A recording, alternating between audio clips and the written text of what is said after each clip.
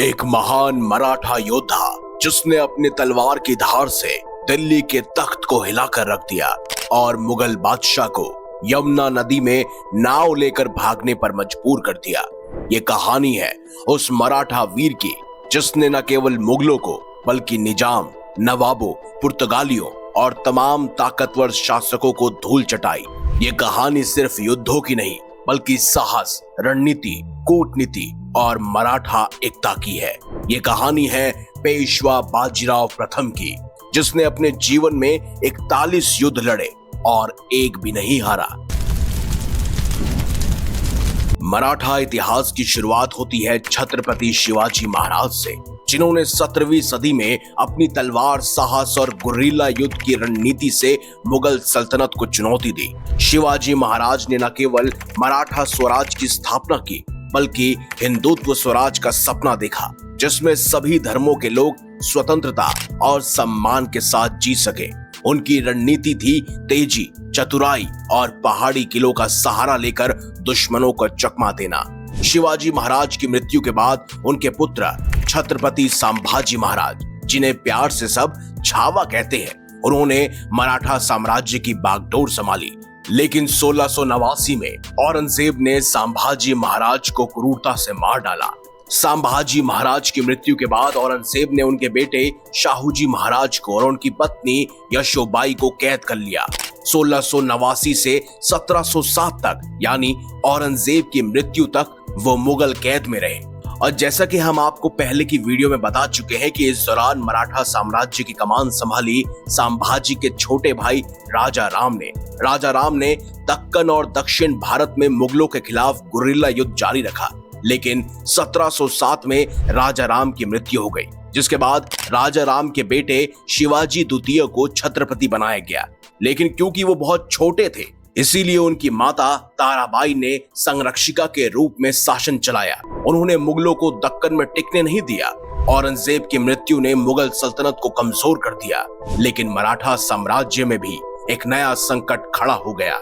1708 में शाहूजी महाराज को मुगल कैद से रिहा किया गया और उन्होंने छत्रपति की गद्दी पर दावा ठोका, लेकिन ताराबाई ने इसे स्वीकार नहीं किया, जिससे मराठाओं में गृह युद्ध की स्थिति बन गई। इस संकट ने मराठा साम्राज्य को दो हिस्सों में बांट दिया, एक तरफ शाहूजी महाराज और दूसरी तरफ ताराबाई। इस गृह युद्ध में शाहूजी महाराज को पेशवा बालाजी विश्वनाथ का साथ मिला। पेशवा यानी मराठा साम्राज्य का प्रधानमंत्री, जो छत्रपति का सबसे महत्वपूर्ण सलाहकार, सेनापति और प्रशासक होता है। बालाजी विश्वनाथ एक कुशल कूटनीतिज्ञ और रणनीतिकार थे।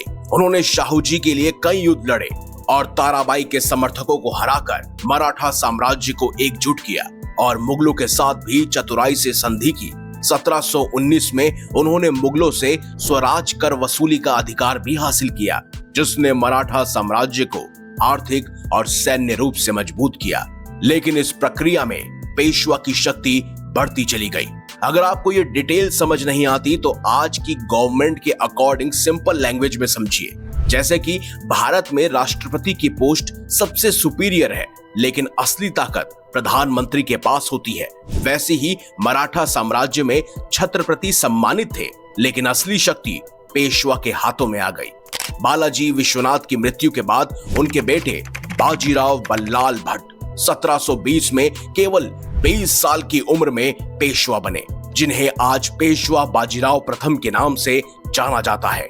ये वो समय था जब मुगल सल्तनत अपने पतन की ओर बढ़ रही थी। मुगल बादशाह फर्रुख सियार की हत्या कर दी गई थी और उसकी जगह मोहम्मद शाह रंगीला गद्दी पर बैठा था। मोहम्मद शाह अपनी अय्याशी और नाच गानों के लिए कुख्यात था और उसका शासन कमजोर था। इस कमजोरी का फायदा उठाकर कई क्षत्रिय शक्तियां उभर रही थी, जैसे रुहेलखंड में रोहिल्ला, हैदराबाद के निजाम, अवध के नवाब और अन्य छोटी बड़ी रियासतें।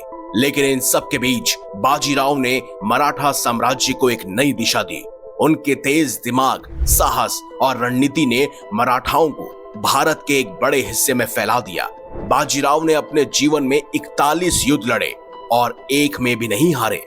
उन्होंने मुगलों, निजाम, पुर्तगालियों, सिंधियों और अन्य शासकों को हराकर मराठा साम्राज्य को कर्नाटक से दिल्ली और गुजरात से बुंदेलखंड तक फैलाया।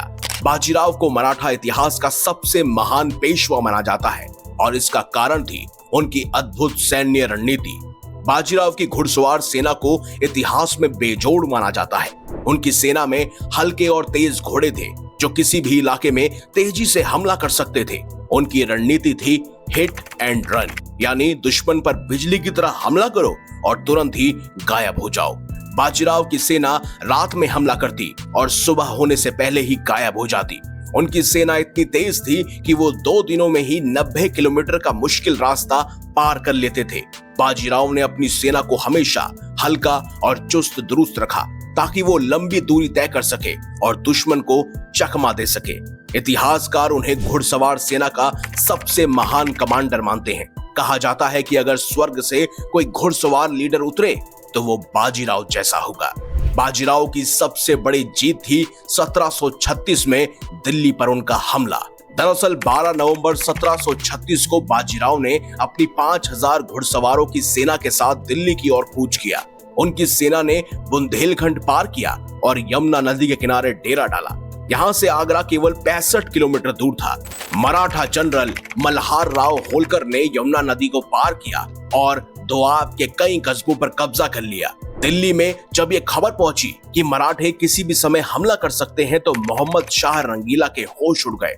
उसने अपनी सेना को बाजीराव का मुकाबला करने भेजा, जिसमें अवध के गवर्नर शहादत खान और मथुरा के गवर्नर खान बंगश शामिल थे। मल्हार राव होलकर और शहादत खान के बीच भीषण युद्ध हुआ, जिसमें होलकर जी को हार का सामना करना पड़ा। होलकर ग्वालियर लौट आए, जहां बाजीराव ने डेरा डाला था। शहादत खान और खान बंगश ने जश्न मनाना शुरू कर दिया और दिल्ली में खबर भेजी कि मराठाओं को खदेड़ दिया गया है।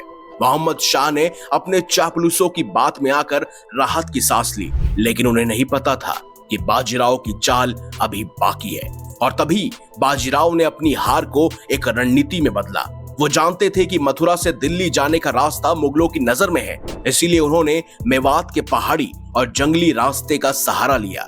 ये रास्ता बेहद मुश्किल था, लेकिन बाजीराव की घुड़सवार सेना जो हल्के और तेज घोड़ों से लैस थी, उन्होंने इसे आसानी से पार कर लिया। केवल 2 दिनों में 90 किलोमीटर का यह मुश्किल रास्ता तय कर बाजीराव दिल्ली से मात्र 12 किलोमीटर दूर ताल कटोरा, जिसे आज हम ताल कटोरा स्टेडियम के नाम से जानते हैं, उसी के पास उन्होंने डेरा डाल दिया। जब मोहम्मद शाह को यह खबर मिली तो उसका नशा और नींद दोनों गायब हो गए। उसने अपने चापलूसों को कोसा और तभी बाजीराव ने मोहम्मद शाह को अल्टीमेटम भेजा कि अगर दोपहर तक संधि नहीं हुई तो मराठे दिल्ली पर कब्जा कर लेंगे। मोहम्मद शाह इतना डर गया कि उसने यमुना नदी में नाव से भागने की योजना बनाई। ये वही मुगल सल्तनत थी जिसके सामने कभी अकबर और औरंगजेब के समय में पूरा हिंदुस्तान झुका था, लेकिन बाजीराव के सामने वो भागने की सोच रहे थे।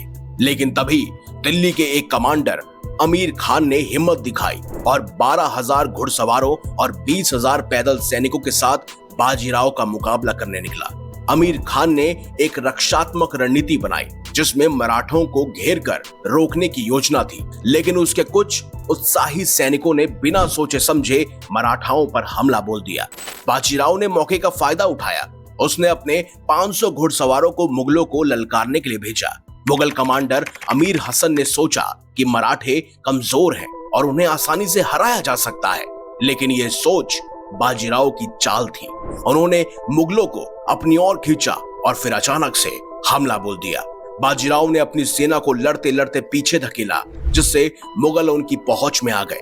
जब अमीर हसन बहुत दूर निकल आए तो बाजीराव ने उन पर धावा बोल दिया। अमीर हसन गिरफ्तार हो गए और दिल्ली की हार तय हो गई। लेकिन बाजीराव ने दिल्ली को लूटने के बजाय केवल 3 दिन तक नियंत्रण रखा और फिर अजमेर की ओर कूच कर दिया। ऐसा इसीलिए क्योंकि उनका मकसद दिल्ली को लूटना नहीं, बल्कि मुगलों को उनकी औकात दिखाना था। साथ ही शहादत खान की सेना दिल्ली की ओर बढ़ रही थी, जिससे बाजीराव ने रणनीति रूप में पीछे हटना बेहतर समझा। इस हमले में मुगल सल्तनत की कमजोरी को पूरे भारत में उजागर कर दिया गया। दिल्ली की हार से तिलमिलाए मोहम्मद शाह ने बाजीराव को हराने के लिए निजाम उल मुल्क को दिल्ली बुलाया दिसंबर 1737 में भोपाल में बाजीराव और निजाम का आमना सामना हुआ। निजाम ने भोपाल पर कब्जा कर लिया और मराठाओं का इंतजार करने लगे, लेकिन बाजीराव ने चतुराई दिखाई। उन्होंने भोपाल को चारों ओर से घेर लिया, जिससे निजाम की सेना को रसद और भोजन की कमी हो गई। निजाम के साथ सवाई जयसिंह की सेना भी थी, लेकिन मराठाओं की तेजी और रणनीति के आगे वो भी नहीं टिक सके। इसके बाद शहादत खान का बेटा सफदरजंग निजाम की मदद के लिए भोपाल की ओर बढ़ा, लेकिन बाजीराव ने उसे रास्ते में ही रोक लिया। निजाम की सेना कमजोर पड़ने लगी और आखिरकार उन्हें संधि के लिए मजबूर होना पड़ा। 7 जनवरी 1739 को दोराहा की संधि हुई, जिसके तहत मालवा और नर्मदा चंबल के बीच का बड़ा इलाका मराठाओं के कब्जे में आ गया। इस संधि ने मराठा साम्राज्य को और मजबूत किया और बाजीराव की शक्ति को पूरे भारत में स्थापित किया। दोस्तों, बाजीराव ने न केवल मुगलों और निजामों को ही नहीं हराया, बल्कि कई और शक्तियों को भी मुंह तोड़ करारा जवाब दिया। उन्होंने पुर्तगालियों के खिलाफ 1739 में वसई का युद्ध लड़ा और पुर्तगालियों को पश्चिम तट से खदेड़ दिया। यह युद्ध मराठा नौसेना की ताकत को भी दर्शाता है। बाजीराव ने सिंधियों को भी हराया, जो अरब सागर के तट पर अपनी ताकत बनाए हुए थे। बाजीराव की एक और खासियत थी उनकी कूटनीति। उन्होंने युद्धों के साथ साथ संधियों और गठबंधनों के जरिए मराठा साम्राज्य को मजबूत किया। उन्होंने बुंदेलखंड के राजा छत्रसाल की मदद की, जिन्हें मुगलों ने हराया था। छत्रसाल ने बदले में अपनी बेटी मस्तानी का विवाह बाजीराव से कर दिया, लेकिन बाजीराव मस्तानी फिल्म में बाजीराव की प्रेम कहानी को ज्यादा दिखाया गया, लेकिन उनकी असली कहानी युद्ध और रणनीति की थी। इसी के साथ बाजीराव की मृत्यु 1740 में केवल 40 साल की उम्र में हो गई। कहा जाता है वो एक युद्ध अभियान के दौरान बीमार पड़ गए और खरगोन में उनकी मृत्यु हो गई। उनकी मृत्यु ने मराठा साम्राज्य को गहरा झटका दिया, लेकिन उनकी विरासत ने मराठाओं को और मजबूत किया। उनके बेटे बालाजी बाजीराव, जिन्हें नाना साहिब के नाम से जानते हैं, उन्होंने पेशवा की गद्दी संभाली और मराठा साम्राज्य को और भी ज्यादा विस्तृत किया। दोस्तों, बाजीराव पेशवा ने सिखाया साहस, रणनीति और एकता से कोई भी ताकतवर दुश्मन को हराया जा सकता है। उन्होंने मराठा साम्राज्य को उस ऊंचाई पर पहुंचाया जहां से उन्होंने दिल्ली के तख्त को ललकारा और मुगल सल्तनत की नींव हिला डाली। उनकी कहानी सिर्फ युद्धों की नहीं, बल्कि एकता, नेतृत्व और स्वाभिमान की है। आपको क्या लगता है, क्या बाजीराव की चतुराई और साहस ही मराठा साम्राज्य की ताकत थी, या छत्रपति शिवाजी महाराज और संभाजी महाराज की विरासत ने उन्हें यह शक्ति प्रदान की? कमेंट बॉक्स में हमें जरूर बताइएगा। अगर आपको हमारी ये खास जानकारी, ये वीडियो अच्छी लगी है तो इसे लाइक कीजिए, हमारे चैनल को सब्सक्राइब कीजिए और ज्यादा से ज्यादा शेयर भी कीजिए। मिलेंगे अगली बार एक नई खास वीडियो के साथ। अब तक के लिए देखते रहिए संपूर्ण ज्ञान का केंद्र बिंदु, मिस्टीरियस हिंदू।